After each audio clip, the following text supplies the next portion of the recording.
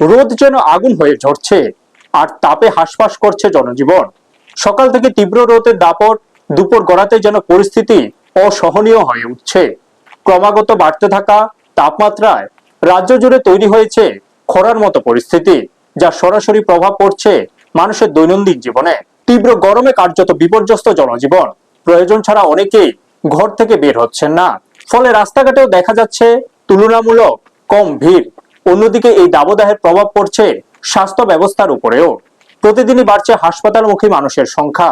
জল, ডিহাইড্রেশন, পেটের সমস্যা সহ নানা উপসর্গ নিয়ে ছোট বড় সকলের চিকিৎসা কেন্দ্রে ভিড় করছেন। চিকিৎসকদের মতে শিশু ও বয়স্কদের মধ্যে এই সমস্যাগুলি বেশি দেখা যাচ্ছে। সোনামুড়া সামাজিক স্বাস্থ্য কেন্দ্রেও ধরা পড়েছে একই চিত্র। হাসপাতালের MOIC পার্থপ্রতিম দাস জানান, তীব্র গরমের কারণে প্রতিদিনই রোগীর সংখ্যা বাড়ছে, যার মধ্যে শিশুদের সংখ্যাই বেশি। তিনি সতর্ক করে বলেন, প্রয়োজন ছাড়া বাইরে না বের হওয়াই ভালো। বাইরে বেরোতে হলে ছাতা বা মাথা ঢাকার ব্যবস্থা রাখা জরুরি, না হলে সানস্ট্রোকে ঝুঁকি বেড়ে যেতে পারে। চিকিৎসকদের পরামর্শ অনুযায়ী এই সময় পর্যাপ্ত পরিমাণে জল পান করা অত্যন্ত গুরুত্বপূর্ণ। পাশাপাশি হালকা ও সুষম খাবার খাওয়া, অতিরিক্ত তেল মশলাযুক্ত বা ভারী খাবার এড়িয়ে চলা উচিত।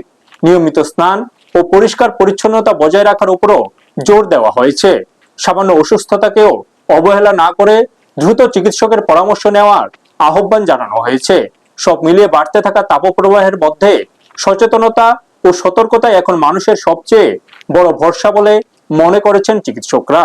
ব্যুরো রিপোর্ট, নিউজ তৎকাল 24। আপনি বলেছেন আমাকে যে আমাদেরকে স্নান করতে হবে, দিনে অ্যাটলিস্ট মিনিমাম দুবার স্নান করতে পারি আমরা, এটা আমাদের লক্ষ্য রাখতে হবে। স্নান করলে আমাদের শরীরটা ঠান্ডা থাকবে, এটা একটা অবশ্যই একটা ইম্পর্টেন্ট পয়েন্ট আপনি মনে করেছেন, এটা অবশ্যই বলতে হবে। সবাই অনেকে আছে যে দিনে স্নান একবারও করেন, এমন অনেক লোক আছে স্নান করতে চায় না। তো আমি ওদের উদ্দেশ্য বলবো যে এই গরমে সবাইকে স্নান করতে হবে, অতিরিক্ত হবে, এবং জল প্রচুরভাবে খেতে হবে। শুধু জল না, যে কোনো ORS ড্রিঙ্ক, যাতে শরীরে ডিহাইড্রেশন না হয়, এটা আমাদের লক্ষ্য রাখতে হবে। সেক্ষেত্রে ঠান্ডা পানীয় অনেকে গ্রহণ করেন, কি বলবেন? না, ঠান্ডা পানীয়টা গ্রহণ করাটা একেবারেই উচিত না। এটার কারণে আমাদের দেখা যায় যে তাপমাত্রার যে একটা ভারসাম্য তৈরি হয়, আমরা বাইরের টেম্পারেচার দেখছি আমরা অ্যারাউন্ড 38, 37 ডিগ্রি, 40 ডিগ্রি মতো হয়ে আছে, আর পর পরে আমি বাইরে থেকে একটা ঠান্ডা জিনিস খেলাম, এটাতে শরীরের এই তাপমাত্রা ভারসাম্যের কারণে আমাদের গলাতে অনেক সময়, ম্যাক্সিমাম ক্ষেত্রে আমাদের গলাতে ইনফেকশন হচ্ছে, ফ্রিনজাইটিস হচ্ছে, গলা ব্যথা নিয়ে আসছে। আমাদের একটা ঠান্ডার প্রবণতা থাকে।